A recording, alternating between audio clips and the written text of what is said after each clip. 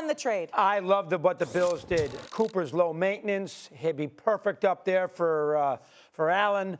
They're good anyway. He's a great quarterback. I love that. That's a great trade. And as you said, they gave up nothing. I don't love the Adams thing.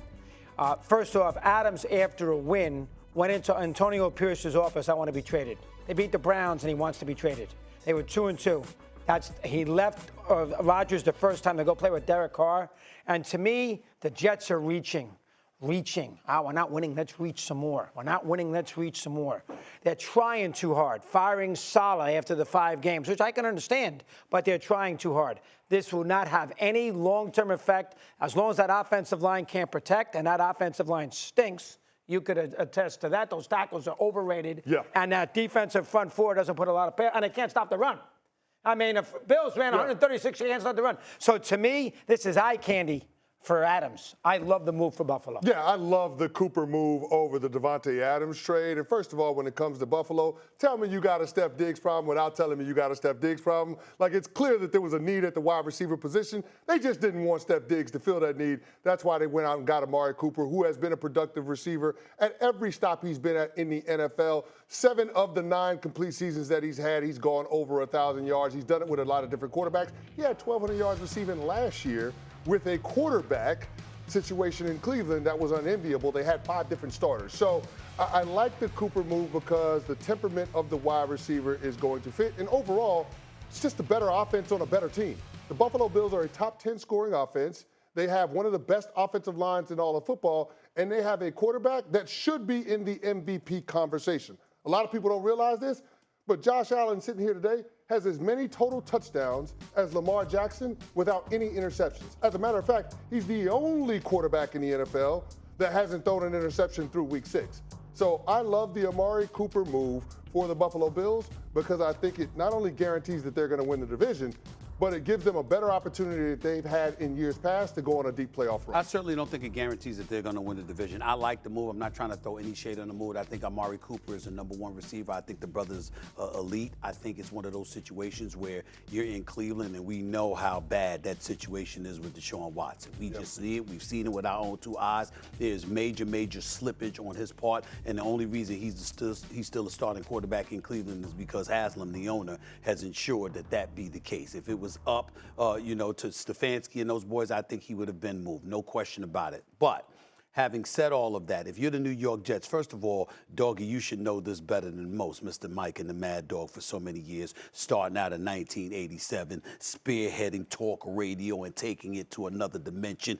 You know quiet doesn't work in New York City. Oh, quiet, calm, and doesn't bother anybody, no stress whatsoever. We don't want that. No, that's not New York City, baby. New York City is about noise. It's about chaos. It's about ruckus. What you gonna do in the midst of all of that is what it comes down to. And if you're the New York Jets, you have an elite defense. We all recognize that. We appreciate that. That's why we gave them contender status to begin with. Last time we said Breece Hall could ball, right? Didn't we say Garrett Wilson could ball? Well, you need an additional receiver. Now, the offensive line is a problem, and I get all that. Tyron Smith, don't get me started with him. The man's allowed about 5 sacks, about 15 pressures. I mean, you look at Pro Football Focus, where his rankings are amongst the 115 offensive line they're talking about right here. He's over 100, ranks over 100 in every damn category. He's a Hall of Famer who is having the worst year of his career, and Aaron Rodgers has been getting crushed because of his dereliction of duty along with others on the offensive line. We know this, but in the end,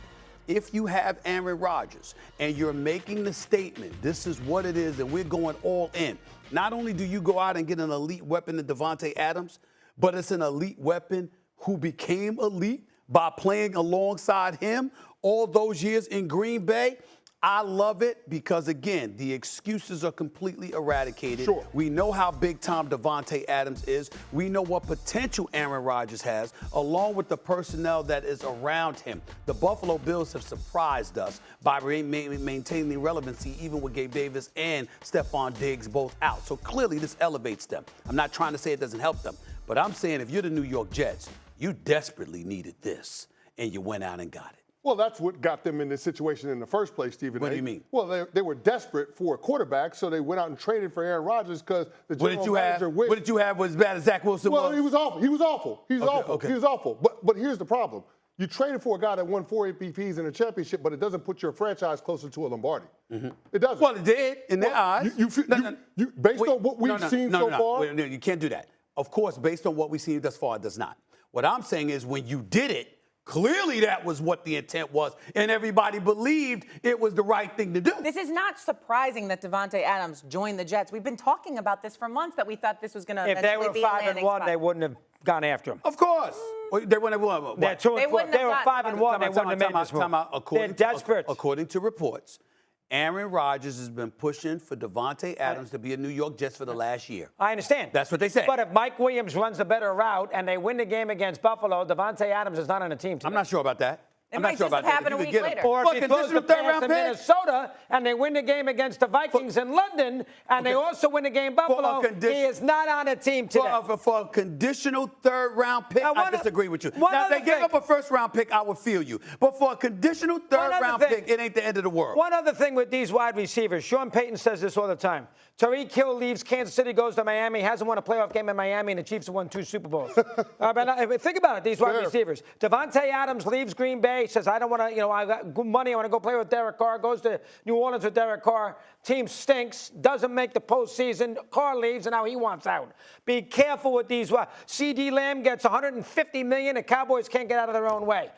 Ayuk gets a fortune in San Francisco. They're 3-3. They've been terrible. So the idea, Diggs leaves Buffalo, goes to Houston. Nico Collins is a better player than he is anyway. We go on and on with these wide receivers. Be careful. I love Jefferson. Okay? Against the Giants a couple years ago in the playoffs, he did absolutely nothing at quarterback, and the Giants beat a wide receiver, caught 5 balls for 50 yards, and the Giants won the game. Be careful with these wide receivers. It's eye candy. They don't win. Offensive line, you know that better than anybody. Oh, no doubt. Listen, I don't want to do that because that's what we did to the running backs too.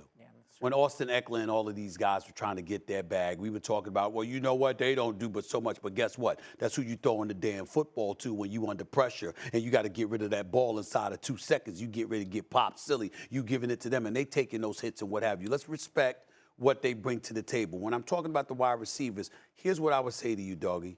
Granted, you're absolutely right. They won 2 Super Bowls without Tyreek Hill in Kansas City, okay? They also won 1 with him.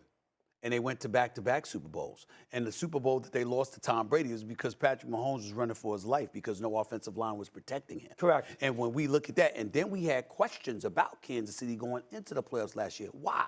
Because they had dropped 44 passes. And so when you look at it from that standpoint, we can't sit up there and lament what's debilitating for a franchise in terms of what their personnel is not doing, but then sit up there and say when they're doing it right, it's not that big of an impact. Okay, now, you can't do that. That's not fair. Now that we feel like these teams in the AFC East are a little bit more complete, at least to this point, here's the question about the Jets, okay? Are they more likely to miss the playoffs or make the AFC Championship game, Canty? Well, they're more likely to miss the playoffs. I mean, if you're looking at where the Jets are at currently, they're 2-4 in 3rd place in the AFC East. If you're going to get a playoff spot, a wild card spot in the AFC, you're probably going to have to get to around 9 or 10 wins, which means the Jets, at a minimum, would have to win 7 of their remaining 11 games in order to punch their ticket. Given what they've already done. I think 9. Well, that's my point. So do we think the Jets are capable of having that kind of success? I do. With no margin for error? Well, I need to listen. Do I think the Jets can win 9 of their next 11 games? Yes, I do. Are you high? I'm not high. What are you on? I will confess. Drug test I this will man. confess to you that there are times that I've thought about getting on the weed. Did you give him a gummy, doggy? Did you give him a gummy? I did last week, but I didn't this week. No, I took one at 8:30, but I didn't take one. Especially with the gummies that Dougie's chewing on every weekend. I've entertained it. I haven't done it, but I've entertained it. But here's the deal, man. When we look at the New York Jets, the Jets are in these games primarily because of their defensive prowess. Now I'm thinking about a running back, 2 wideouts. What you gonna do, Aaron Rodgers? Now, of course, we got to look at the offensive line and say, damn, you can't get much better than this. I mean, this is bad.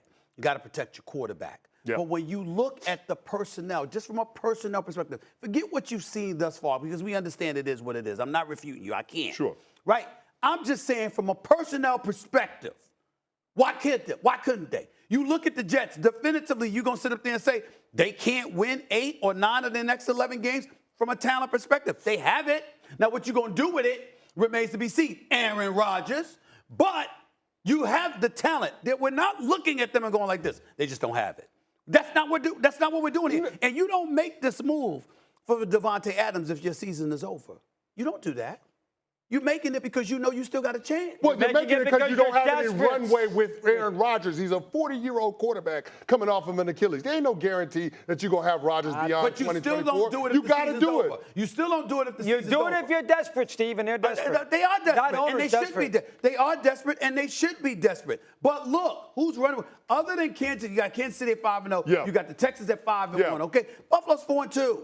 Baltimore's 4-2. What are we talking about here? You get to go against Buffalo at least again. Miami, all right, Tua's coming back. I don't know why the hell they doing that, but that is what it is. You look at the South. It ain't what you thought it was going to be. Cincinnati's not what you thought. Cleveland's not what you thought. Stephen A., I'll help you out with this one. Come on now. You can beat Pittsburgh. Here's what we're talking about. Outside of the division winners, we're talking about the two wild card teams being the Pittsburgh Steelers and the Los Angeles Chargers. Don't believe me? Just look at LA's remaining schedule. Okay. So there's one wild card in the AFC that's seemingly up for grabs, and you're throwing the New York Jets in a hat with teams like the Colts, the Denver Broncos, and the Cincinnati Bengals. That's where they're at. So from a talent standpoint, you'll get no pushback, no argument from me on the Jets having the possibility of it. Well, I'm not ruling that out. Stephen A., then you're just delusional. The Bills have won the division 4 straight years. They're 2.5 back of the Bills already. What are you talking about? All right, have to go to Buffalo where they never win. Hold on. You're ganging up on Stephen A. Have the Jets not lost by one score in the last 3 games?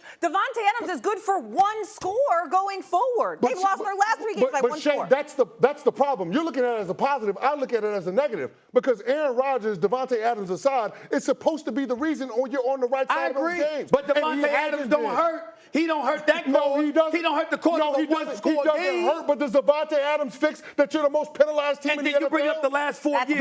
Does he fix that? You're bringing up the last 4 years. Does he fix that, Stephen A.? Excuse me. Does Davante Adams fix that you're the most penalized team in the NFL? No, he does not. Does Davante Adams fix the leadership board that you have at the top of the organization with coaching? He might. With coaching? No. He doesn't fix that.